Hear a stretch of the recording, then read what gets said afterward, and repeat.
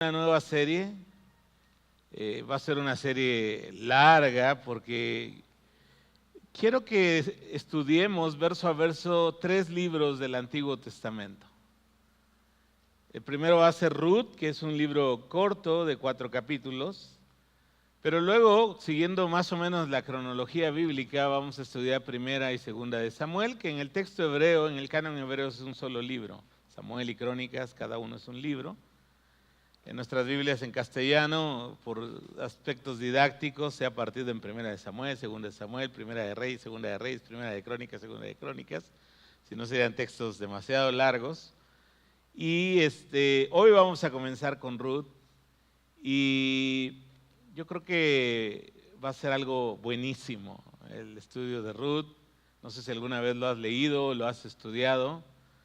Pero Ruth es un libro, yo diría que desborda emociones, porque nos lleva desde situaciones de crisis, de mucho dolor, de amargura, a momentos de amor, romanticismo. Ella le pide matrimonio a vos, imagínense, ya se acostumbraban en aquel tiempo, Ruth salió, como decimos coloquialmente, ¿no? Aventada y le pide matrimonio a vos y terminan casándose y mirando en medio de esas historias cotidianas la presencia de Dios claramente ahí en sus vidas y en nuestras vidas. Así que quiero que abras tu Biblia, por favor, en Ruth capítulo 1. Y voy a dar una breve introducción del libro y voy a hablar también un poco del tema de hoy. El tema de hoy es, ¿dónde está Dios cuando llegan las crisis? Y es una pregunta que yo últimamente me he hecho frecuentemente y que seguramente tú también has hecho. ¿Será, chicos, que me pueden ayudar a mover ese arco ya por allá afuera? Ya. Oye, ya estuvo bueno. Está bien, fue linda la celebración, pero muy bien. Las crisis llegan sin avisar. ¿Cierto o no? Nadie está esperando, a ver si hoy llega una crisis a mi vida, ¿no? Nadie está esperando que un alacrán pique a tu hijo, ¿no? Así le pasó a Susi y Abel cuando estábamos allá en la palapa de Calvary, en el Marqués, cuando recién comenzábamos. Estaba jugando el nene, ¿no? Y no me acuerdo si ya había comenzado o terminado la reunión y pues de repente un alacrán hizo de las suyas, ¿no? O nadie espera tener un accidente de auto, ¿no? O nadie está esperando empezar a sentir un dolor y que el diagnóstico no sea positivo, ¿no? Ahora, todos los seres humanos experimentamos tiempos de crisis. Llegan sin avisar. Nos hacen perder la estabilidad a la que estamos acostumbrados en el día a día. Situaciones como la pérdida de la salud, la pérdida del trabajo, la pérdida de un ser querido, un accidente, un desastre natural, o situaciones de inseguridad, conflictos inesperados. Hermanos, todos estamos expuestos a estas cosas que afectan nuestra estabilidad y todos, estoy seguro, que hemos o pasaremos por momentos de crisis. Ahora, fíjate bien, cuando enfrentamos crisis, se descubre lo que hay en nuestro corazón. Y no es que Dios no sepa qué hay en tu corazón. Los que estamos ciegos normalmente a la realidad de nuestro corazón somos nosotros mismos. Porque Dios nos conoce perfectamente bien la clase de personas que somos. Él sabe lo que su gracia ha hecho en nuestras vidas para crecer y fortalecer, pero también Él sabe dónde estamos luchando y de qué pie estamos cojeando, y aquello que falta por crecer y madurar. Y no importa si tienes 3 meses conociendo apenas al Señor o llevas toda una vida caminando con el Señor. Yo estoy seguro que Dios siempre está mirando, el gran Maestro está mirando dónde necesitamos ser esculpidos, dónde necesitamos ser transformados, fortalecidos. Y hermanos, las crisis entonces nos van a mostrar a cada uno de nosotros cuánto amamos y confiamos realmente en Dios. Y es que a veces uno se siente fuerte, uno se siente que ya ha pasado por todo lo que podría pasar. Pero Dios sabe lo que necesitamos. Y Dios no es que Él sea la causa, efecto de cada una de las crisis que vivimos en la vida. Lo que sí es que Él tiene un control soberano sobre todo lo que ocurre en este mundo y en especial en aquellos que somos suyos.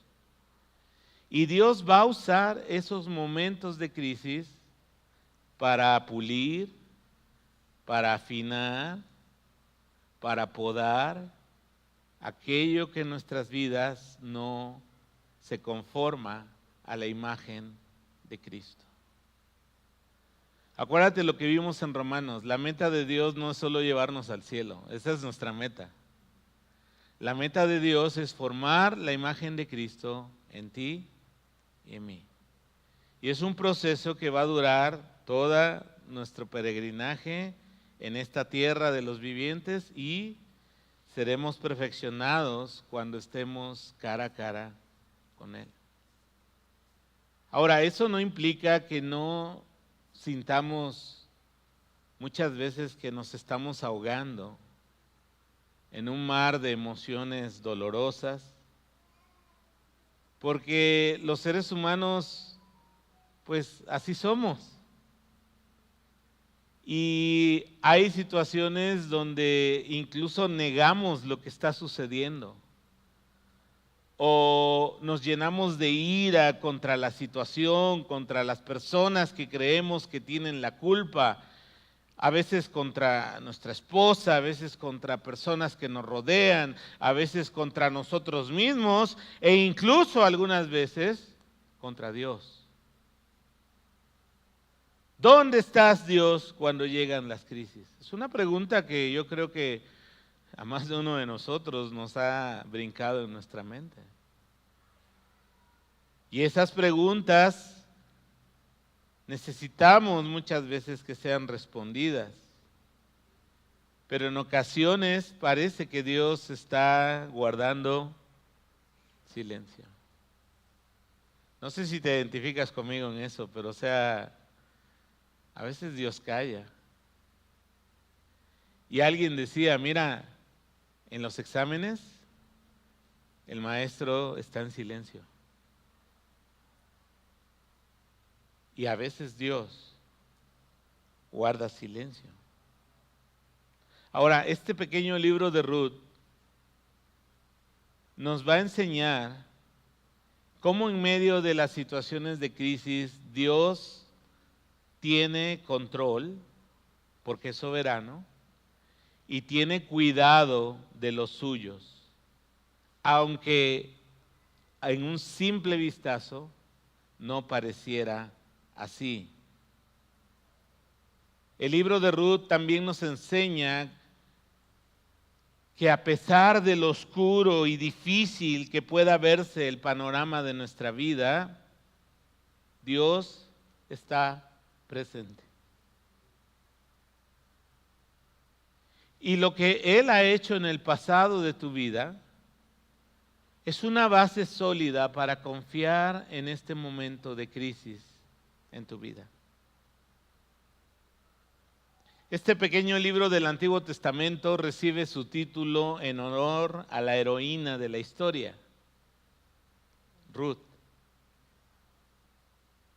Por cierto, esta es una historia, ya les comenté hace un rato, llena de emociones, dolor, tristeza, amargura, dudas, amor, enamoramiento, boda, esperanza y sobre todo la soberana conducción de Dios de los acontecimientos.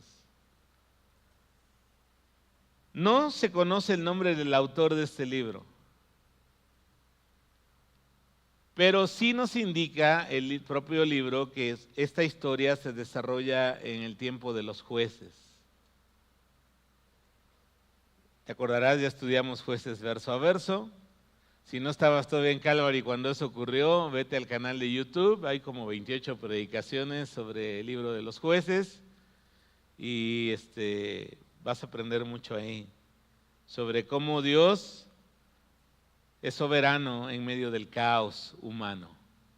Ahí está Él, siempre presente. Entonces, este libro algunos lo atribuyen a Samuel como el autor, pero honestamente, como el propio libro no nos da indicios de quién lo escribe, no se puede afirmar con certeza eso. Pero esta historia ocurrió aproximadamente entre 1200 y 1300 años antes de Cristo, en la época de los jueces. Y este libro adquiere una mayor importancia para nosotros los cristianos, porque Ruth llegó a ser parte de la línea mesiánica. Fue la esposa de Booz, fue la madre de Obed, la abuela de Isaí y la bisabuela de David, el rey de Israel. Así que si tú estás atravesando un tiempo de crisis ahora, este libro es para ti. Porque vas a descubrir, como le hemos llamado a la serie, que hay esperanza en los tiempos de crisis. Ya tiene Ruth, capítulo 1, vamos a comenzar. Esto es lo nuestro, verso a verso. Aconteció en los días que gobernaban los jueces, que hubo hambre en la tierra. Y un varón de Belén de Judá fue a morar en los campos de Moab. Y él y su mujer y sus 2 hijos suyos, el nombre de aquel varón era Elimelech, y el de su mujer, Noemí. Y los nombres de sus hijos eran Malón, así está traducido en castellano, y Kelión, efrateos de Belén de Judá. Llegaron pues a los campos de Moab y se quedaron allí. Ahí vamos a hacer una primera pausa. En esta época hubo hambre en la tierra. Y entonces, hermanos, hubo la necesidad de emigrar por causa de esta hambruna. Porque este varón, ¿de qué lugar era oriundo? ¿De dónde era? Dice el texto. De Belén, de Judá. Betlehem en hebreo. ¿Y sabes qué significa Betlehem? La casa del pan. E irónicamente, no había pan en la casa del pan. Y eso ocurre con mucha frecuencia. Dios permitió esta hambruna y les llevó a migrar por necesidad a esta familia. Y esta historia se ha repetido en la humanidad una y otra y otra y otra vez, ¿no? Ahorita el tema migratorio, sobre todo de los que van de aquí a los Estados Unidos, pues es un tema relevante, ¿no?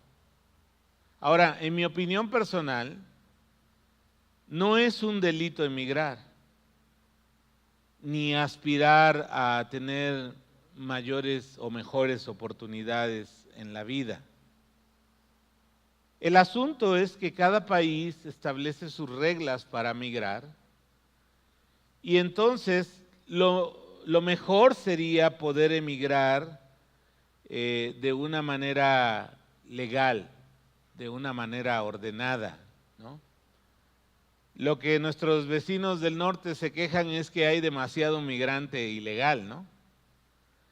Y bueno, la realidad es que allá hay mucha prosperidad.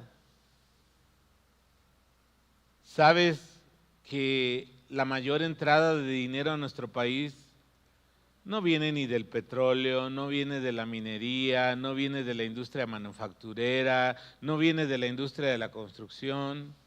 Viene de las remesas, el dinero que ganan nuestros paisanos, allá del otro lado, como se dice, y lo mandan para acá.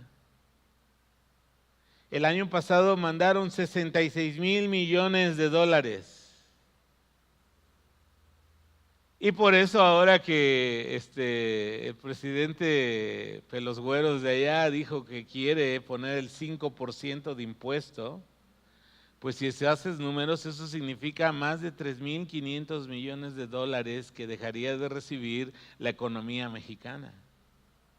Y por eso el gobierno actual está con los pelos de punta, porque la pregunta es, ¿y de dónde va a salir ese dinero que circula ya en medio de nuestra economía?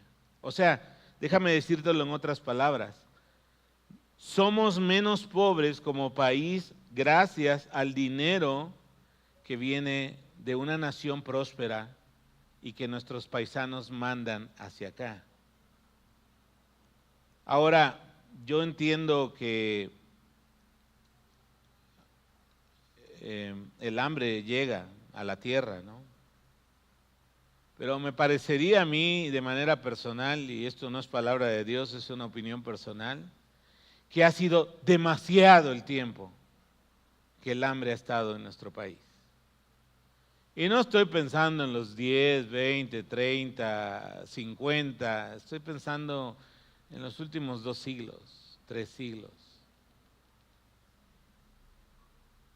Ahora, no debemos perder de vista, hermanos, que estas calamidades llegaban a Israel, eso lo vas a ver en el libro de Jueces, como resultado de un ciclo que consistía en la apostasía de Israel hacia Dios. Apostasía significa el apartamiento de la fe en Dios. Se iban tras los dioses cananeos. Dios, como resultado de su apostasía, les enviaba una calamidad, una opresión, un castigo. Y después de tiempo, cuando el pueblo estaba experimentando la amargura de las consecuencias de su pecado, es que procedían a buscar a Dios en una actitud de arrepentimiento. Y Dios, en su misericordia, escuchaba su clamor de su pueblo y les enviaba un libertador. Ese ciclo por lo menos ocurrió 7 veces en el libro de Jueces. Te lo vuelvo a repetir: apostasía, opresión, arrepentimiento y liberación. Y ocurría. Y yo no dudo que esta hambruna que ocurrió aquí haya sido porque algunos robaban, ¿no? Las cosechas de Israel, o un tiempo de sequía que Dios les haya enviado. Porque mira, de veras, somos tan pequeños ante la majestad de Dios, que Dios puede cerrarnos la llave, pero de una manera súper simple. Él nos dio el aliento de vida, Él es quien nos da la salud, es quien nos ha dado capacidades. Él es quien hace que salga el sol y se ponga el sol y las estaciones del año. Él es quien hace que la lluvia temprana y la lluvia tardía llegue. Y sin Dios para alguno de esos procesos, hermanos, se vuelve un caos para los seres humanos. Ahora, son interesantes los nombres de la familia. ¿Cómo se llamaba él? A ver, para ver si pusiste atención ahí a la lectura. ¿Cómo se llamaba él? Elimelech. Es un nombre muy bonito. Él es una contracción del nombre divino. Entonces, Dios. Y cuando pones la I, este es un pronombre. Entonces es Eli, es mi Dios. Y Melech significa rey. Es un nombre muy bonito. Mi Dios es rey. Este hombre, Elimelech, era el padre de familia. Y luego tenía una esposa que se llama Noemí. Noemí, ¿qué significa tu nombre? Agradable, placentera, que se deleita. También es un nombre bonito. Naomi son versiones de este nombre. Creo que en hebreo lo más correcto es Noomi, seguido con 2 O. Pero en castellano está como Noemí, ¿no? Y luego tenían 2 hijos. ¿Cómo se llamaba el primero? Malón, que debía de haberse pronunciado algo así como Mahlón. Ahora, recuerden que los hebreos en su cultura no ponían nombres nomás porque me gustó. ¿Por qué se llama Christopher? Pues porque me gusta cómo se suena, ¿no? O sea, y bueno, está bien. Si quieres ponerle Christopher o Kevin o como quieras ponerle a tu hijo, ¿no? Cuando mi esposa y yo nos casamos y Dios nos permitió ser padres, antes de que nacieran nuestras hijas, nosotros decidimos ponerles nombres bíblicos. Y no significa que es un amuleto, no. La cosa es que el nombre te da identidad. Y los hebreos ponían nombres transmitiendo alguna característica, ya sea de Dios o de la persona, en ellos. Entonces, por ejemplo, mi hija mayor se llama Elda, es su primer nombre.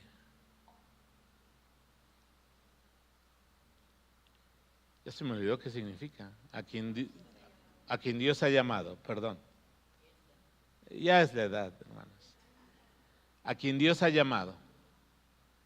Y su segundo nombre es Surizadai, que significa mi roca es el Todopoderoso. Y luego, mi otra hija se llama Salía, a quien el Señor ha perdonado, significa. Y luego le pusimos el nombre de Maranata. El Señor está cerca, eso significa en arameo. Y luego se quejan un poco de sus nombres. Nos dicen, están bonitos, pero es luego un rollo explicarlos, ¿no? Cuando voy con el médico, cuando me inscribo en la escuela, cuando alguien me pregunta, oye, ¿cuál es tu nombre, no? Y dice una de ellas que una vez dijo, sí, me llamo así, y la miró un poco raro el profe, y luego le dio el segundo nombre y la miró un poco más raro, y luego cuando le dijo, ¿y cómo te apellidas? Chamorro, dijo, ¿es en serio? Pero bueno. Bueno, Mahlón significa enfermo o enfermizo. Y no sé si ese niño nació con algunos problemas de salud. ¿Y el segundo cómo se llamaba? Kelión o Kilayón, eso es la raíz hebrea de la que procede el nombre. Y ese yo creo que era muy inquieto porque significa derribar, destructor. A lo mejor muchos chicos en la iglesia pequeños deberían llamarse Kelión, ¿no?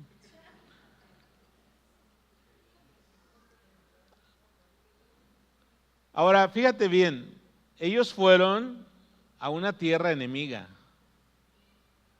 O sea, ¿de qué tamaño habrá sido el hambre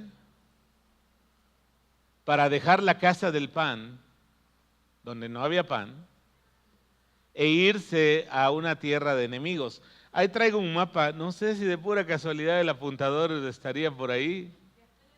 Ah, ya está. Ah, bueno. Bueno, no tengo el apuntador, pero el mapa de la izquierda es el mapa general de lo que era la antigua Palestina, y ahí estaba Israel y sus 12 tribus. Está en inglés. Al norte pueden ver la tribu de Asher, o Aser en español, y del lado derecho, de hecho, los de Manasés eran los que más extensión territorial tenían. Si se fijan, tienen del lado derecho del mar de Galilea y también del lado izquierdo al sur de Isaacar y al norte de Efraín. Y aquí hay una ampliación para que se den cuenta. Ahí abajo del nombre de Benjamín está Jerusalén y luego está Betlehem. Y luego, más hacia abajo, donde dice Edomites o Edomitas, del lado derecho están las tierras bajas de Moab, que me imagino que ha de ser un calorón terrible, ¿no? Porque justo compartían como colindancia el Mar Muerto. Y el Mar Muerto es de los lugares más cálidos de la tierra. Está 400 metros bajo el nivel del mar. Y ese mar no tiene salida. O sea, si Mexicali hace un calorón y le llaman el Valle de la Muerte a esa zona de ahí hasta Phoenix, Arizona, esto dice, quítate que ahí te voy, ¿no? Es tan caliente y este lago, porque originalmente era un lago, no tiene salida al mar y el agua se evapora. Y han sido tantos siglos de ese proceso que es un mar salado por esa razón. Y es el mar más salado que existe en la tierra. A tal grado que ahí te puedes meter a nadar aunque no sepas nadar porque flotas solito. ¿Sí? Porque es muy densa el agua por la sal. Pero quiero ponerte en perspectiva, ¿no? Entonces, ellos van a una tierra enemiga. Tienen que hacer un viaje desde Betlehem hasta Moab, donde es otra cultura, donde son enemigos, donde tienen otro dios principal que se llama Chemos, y ese dios rivaliza con Yahvé o Yahweh, el dios de los israelitas, ¿no? Versículo 3 de Ruth, capítulo 1. Aquí viene la tragedia. Y murió Elimelech, marido de Noemí. Y quedó ella con sus 2 hijos, los cuales tomaron para sí mujeres moabitas. El nombre de una era Orfa, que significa cervatillo, y el nombre de la otra Ruth, que significa amiga compasiva. Y habitaron allí unos 10 años. Y murieron también los 2, Mahlón y Kelión, quedando así la mujer desamparada de sus 2 hijos y de su marido. Y es que, hermanos, en la cultura de aquellos tiempos, no solo de Israel, sino de todo el antiguo cercano Medio Oriente, quedar viuda era una tragedia. Era quedar en el desamparo. Y Noemí experimenta 3 pérdidas terribles. La primera, la de su esposo. A lo mejor si no se llevaba bien con él y le hacía la vida de cuadritos, hasta le dio gracias a Dios, ¿no? Pero espero que no vaya a ser tu caso. Pero no lo sabemos, ni siquiera el texto nos dice por qué murió. Si fue una enfermedad, si fue una situación de enemigos, porque vivían en una tierra de enemigos. Pero luego los muchachos quedaron todavía en una edad que estaban solteros y tomaron esposas, a Orfa y a Ruth. Pero lamentablemente la tragedia seguía persiguiendo a Noemí y mueren sus 2 hijos. Y hermanos, aquí es donde muchos tropiezan en la fe. ¿Por qué Dios permite que sucedan cosas malas? Y en especial a los suyos. ¿Cómo puede un Dios bueno, santo, sabio y todopoderoso permitir la maldad y el sufrimiento en el mundo? Si Él sabe lo que va a ocurrir, ¿por qué no lo evita?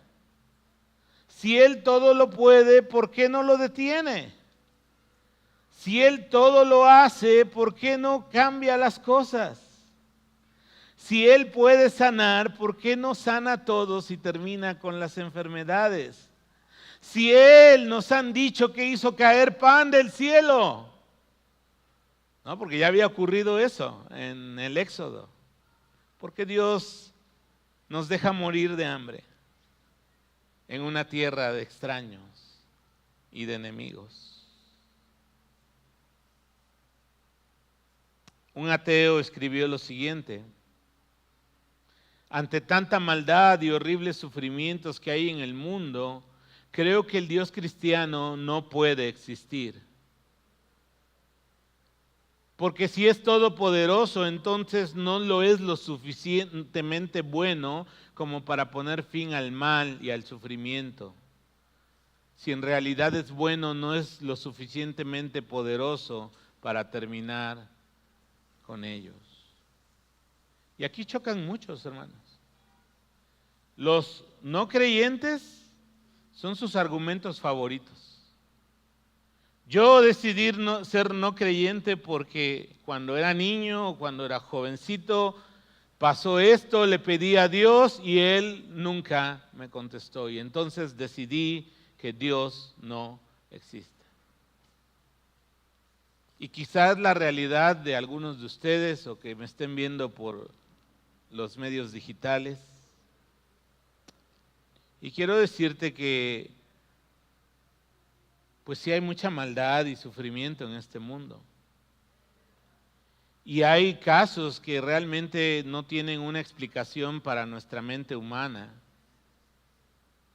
Porque nosotros queremos muchas veces encontrar algo positivo o un propósito en el cual podamos de alguna manera decir esto ocurrió por aquello, por esto, ¿no? Sin embargo, quiero decirte que Dios ha permitido el mal y las cosas malas, no porque sean su voluntad perfecta, sino son la consecuencia del pecado, tanto en el mundo angelical como entre los seres humanos. Hermanos, la fe puede hacer frente a los sufrimientos inexplicables con esperanza y valentía, en vez de desesperanza y amargura. Muchas personas, no sé si es tu experiencia, cuando miran hacia atrás las dificultades y sufrimientos que han vivido, comprenden que todo eso las ha llevado a un crecimiento en su carácter personal y en su vida espiritual y en su confianza en Dios. Ya alguna vez te he compartido esta frase de Viktor Frankl en un libro que se llama El hombre en busca de sentido. Él brevemente voy a decir que fue un psiquiatra que vivió los campos de concentración nazi en experiencia propia, él como recluso, como preso. Y él escribió lo siguiente, años después: son las circunstancias excepcionalmente adversas o difíciles las que otorgan al hombre la oportunidad de crecer espiritualmente más allá de sí mismo. Ahora, a manera de una síntesis, hay 4 razones o 4 cosas que debemos saber sobre las cosas malas que ocurren.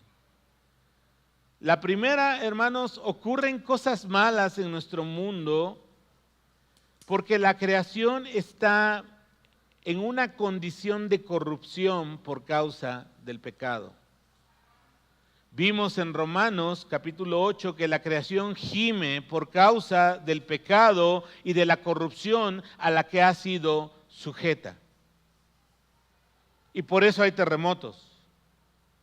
y por eso un maremoto viene, un tsunami y, por ejemplo, en 2004 fue, ¿no? Creo cuando hubo un tsunami el día de Navidad y en unos instantes más de 400,000 personas murieron por causa de ese tsunami.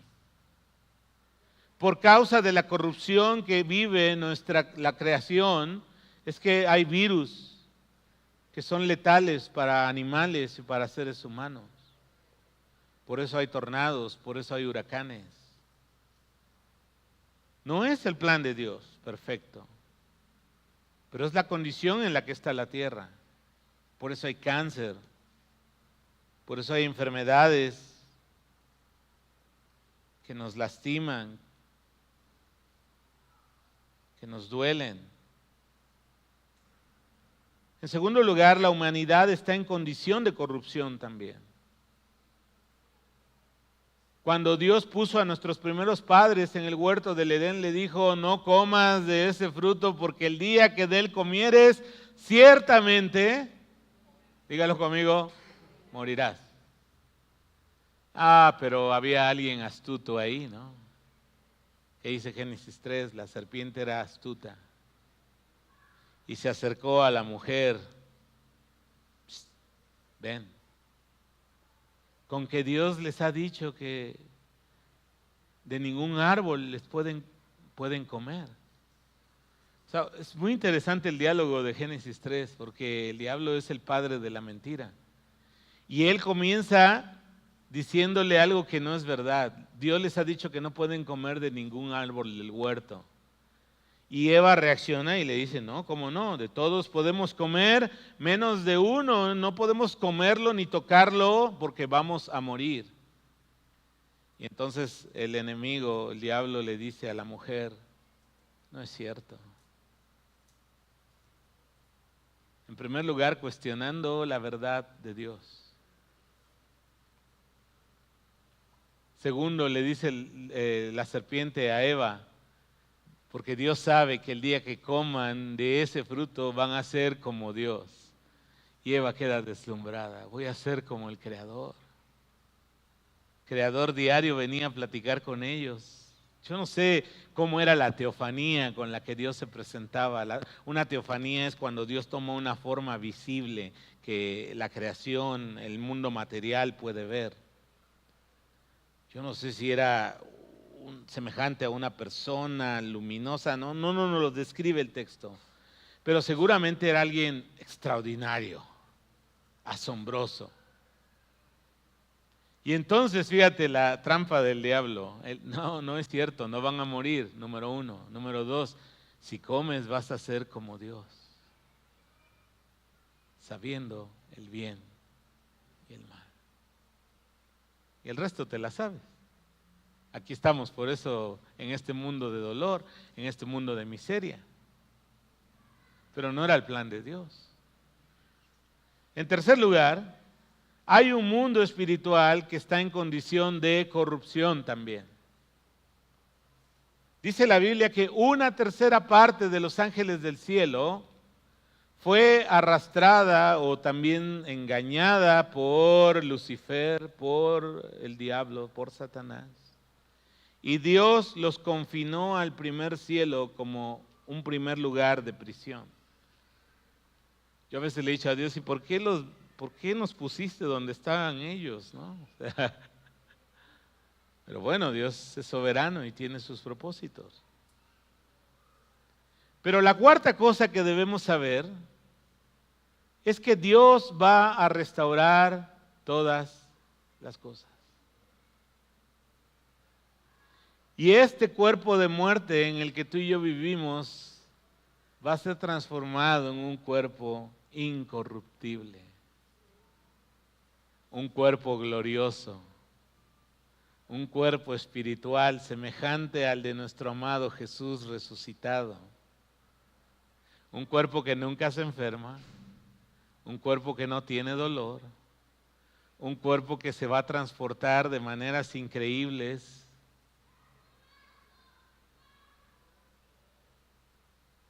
Así que Dios lo va a transformar todo. Yo creo que la historia típica o una historia que podemos tomar como ejemplo de cómo Dios en medio de lo malo que ocurre en nuestras vidas tiene un control soberano. Hay varios ejemplos, pero la vida de José el soñador creo que es como un gran ejemplo. Fíjate bien, amado por su padre, pero odiado por sus hermanos. Víctima de intento de homicidio. Vendido por sus hermanos como esclavo a unos mercaderes. Comprado en Egipto para servir como un esclavo. Echado a la cárcel por mantenerse fiel a Dios y no serle infiel o desleal a su amo. ¿Y cómo he escuchado esas historias? Es que, pastor, desde que yo comencé a seguir a Cristo me ha ido peor. Bienvenido al mundo de la fe. ¿O en qué evangelio has leído? Creed en mí y todo será color de rosa. Justo Jesús dijo lo contrario. En el mundo tendréis, pero confíen en mí porque yo he vencido al mundo. Y José, hermanos, tuvo que soportar un largo camino de adversidad, de sufrimiento, de injusticias, antes de ver contestadas sus oraciones por libertad y justicia. ¿Usted cree que José no oró y dijo, Señor, líbrame, sálvame, sácame de aquí? Así como tú y yo hemos orado, hemos llorado, hemos suplicado muchas veces con situaciones que consideramos injustas, que pensamos que no podemos aguantar, que no podremos soportar. Pero quiero decirte que es a través de esas adversidades, a través de esos sufrimientos e injusticias, que Dios moldea el carácter de los suyos. José dejó de ser el jovencito arrogante, donde el sol y la luna y 11 estrellas se inclinaban delante de él. Dios moldeó su carácter y Dios moldea tu carácter y mi carácter para poder hacer de nosotros sus siervos. Hombres de Dios. Sabios, temerosos de Dios, bondadosos, y que cumpliremos el propósito para el que Dios nos ha creado. ¿Con qué propósito creó Dios a José? Para salvar la vida de miles de la hambruna que iba a llegar a la tierra, incluida su propia familia. Mira lo que dice Génesis capítulo 50, versículo 20. Lo puedes ver en pantalla por el tiempo. Cuando ya había muerto Jacob y los hermanos de José pues, estaban todos temerosos, ¿no? Ahora sí se va a desquitar. Y van ahí haciéndole pleitesías. O sea, José mirando el sueño hecho realidad. Sus 11 hermanos ahí hincados ante él, pidiendo compasión. Y si Dios no hubiera moldeado el corazón de José, le hubiera dicho, el que ríe al último, ríe mejor. ¿O no? ¿Tú no hubieras dicho eso? Yo hubiera dicho eso. Así los quería yo ver, ¿verdad? Pero mira lo que él dijo. Ustedes se propusieron hacerme mal, pero Dios dispuso todo para bien. Él me puso en este cargo para que yo pudiera salvar la vida de muchas personas. Solo Dios puede hacer eso, hermanos. Y eso va en concordancia con lo que vimos en Romanos. ¿Puedes brincar a la de Romanos 8:28? Mira cómo traduce NTV. Y sabemos que Dios hace que todas las cosas cooperen para el bien de los que lo aman y son llamados según el propósito que Él tiene para ellos. Y es un asunto de fe, hermanos.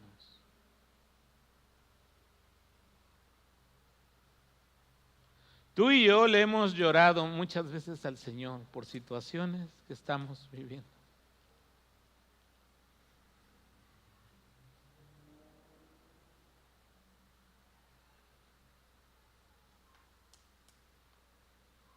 Y justo ahí es donde el diablo quiere quebrar tu fe.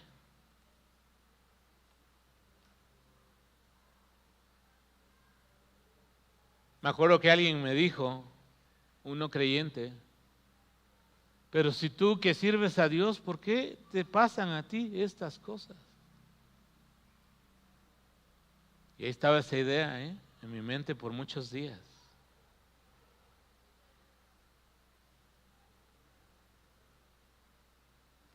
Hasta que el Espíritu Santo me recordó que Dios no me debe nada.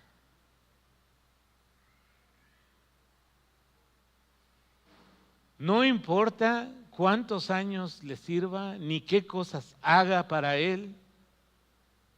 Nada es suficiente comparado con el amor, la bondad y la misericordia que Dios ha tenido para mí, un pecador.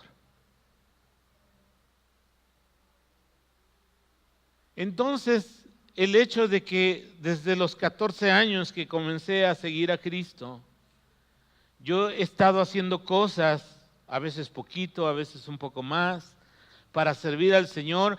Señor, le dije, me acuerdo de esa tarde en oración, ahí caminando por mi casa, no me debes nada.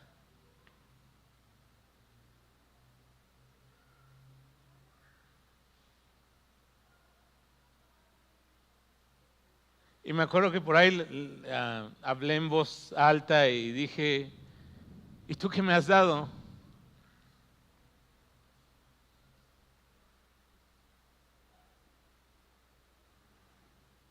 ¿Qué te ha dado el enemigo? Y te puede prometer los reinos de la tierra y te puede prometer que te avientes de la cúpula del templo, porque eso le prometió a Jesús. Y te puede decir que Dios no es bueno. Dios es bueno todo el tiempo. Aún el día en que partamos a la eternidad por un accidente, por una enfermedad, por la razón que sea, ahí va a haber la bondad de Dios. Porque si tú y yo somos de Él, hermanos, no va a haber cosa más maravillosa que cerrar los ojos aquí y abrirlos mirando su hermoso rostro.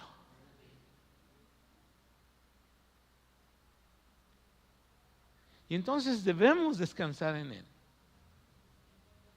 ¿Por qué callas, Señor? Muchos salmos dicen eso.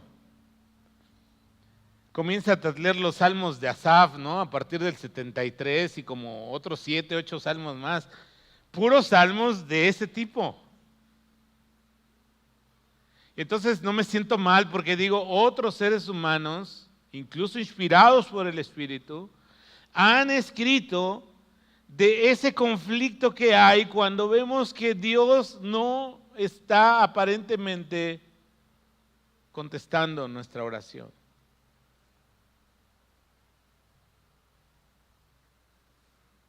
Pero mira el versículo 6 de Ruth, capítulo 1. Entonces se levantó con sus nueras y regresó de los campos de Moab. Y mira la causa. Porque oyó en el campo de Moab que el Señor había visitado a su pueblo para darles pan. La casa del pan otra vez estaba llena de pan por la misericordia del Señor. Así que no te desanimes.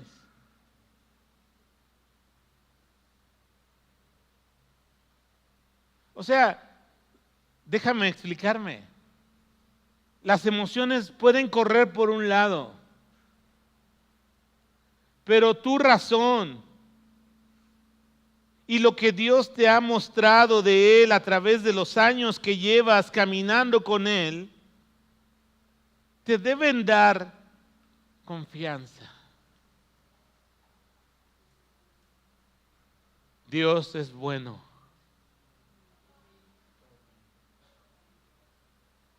Me acuerdo que justo hace 2 domingos miré al hermano René Borrás, algunos lo conocen.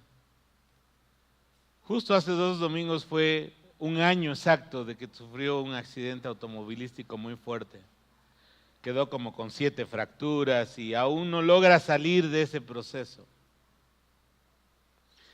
Y entonces tuve tiempo de platicar unos minutos con él al final del servicio allá en el Marqués. Y le dije, René,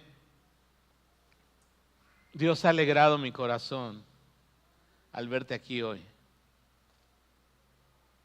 ¿Te acuerdas el día que fui al hospital a verte, como 2 días después del accidente? Ahí lo tenían en un cuarto, obviamente tú conoces cómo es el sistema público. No había un calorón. Mayo, el año pasado hizo un calorón en mayo. No le habían hecho nada más que ponerle suero. Que no había especialista, que no llegaba el traumatólogo, y etcétera, etcétera. Y él, me acuerdo que quebrantado me decía, pero, o sea, me voy a morir. Y no tenía temor él a la muerte. Es un hombre que tiene su confianza en Jesús firme. Pero me acuerdo que el Señor me puso a decirle, René, si el Señor te hubiera querido llevar a como yo vi las fotos del accidente, ya te hubiera llevado. Pero Dios tiene un propósito para ti. Y su plan fue no llevarte en este tiempo. Y hermanos, por la gracia de Dios, hoy nuestro hermano pues está recuperado. Y ¿sabes? Tiene una fe más fuerte en el Señor. Y sí, me platicó de momentos de angustia, momentos donde en su mente decía, sería mejor ya morir.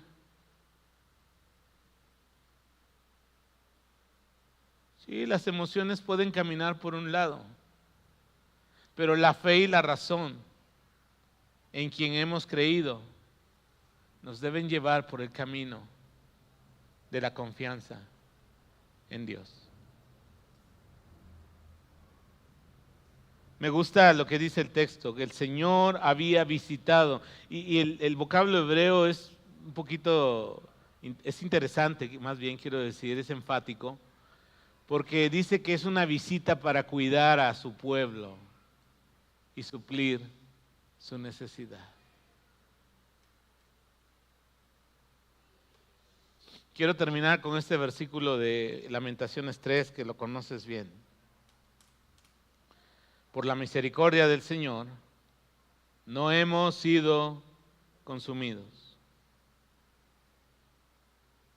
porque nunca decayeron sus misericordias. Nuevas son cada mañana. Grande es tu fidelidad. Qué gran Dios tenemos. Ponte de pie, levantas tus manos y adoremos al Señor. Padre, en el nombre de Jesús, gracias porque tú eres grande, santo, bueno, lleno de misericordia para nosotros, Señor. Y sabemos que en medio de las crisis, aun cuando por años puedas guardar silencio. Nunca se apartan de nosotros tus misericordias, porque grande es tu fidelidad. Señor, quiero suplicarte por cualquier hermano o hermana que esté aquí en este momento, pasando un momento de crisis. Ruego a tu Espíritu que fortalezca su fe, que le sostengas con tu diestra, que le consueles su dolor, que cambie su tristeza por gozo, que cambie su desesperanza por la esperanza gloriosa que tenemos en Cristo. Y que podamos, Señor, saber que aun cuando a lo mejor has guardado silencio, aquí estás con nosotros y en nosotros para cumplir tu voluntad. Señor, no nos debes nada, todo lo contrario. Nosotros somos deudores de la gracia, del amor, del perdón, de la misericordia que hemos recibido en nuestro poderoso Salvador Jesucristo, a quien amamos con todo nuestro corazón. En toda circunstancia, queremos que nuestra lealtad sea para ti, nuestro Rey Celestial. Y no permitas que caigamos, Señor, en esa trampa del diablo de cuestionar tu bondad, porque tú eres bueno y para siempre es tu misericordia. En el nombre de Jesús oramos. Amén.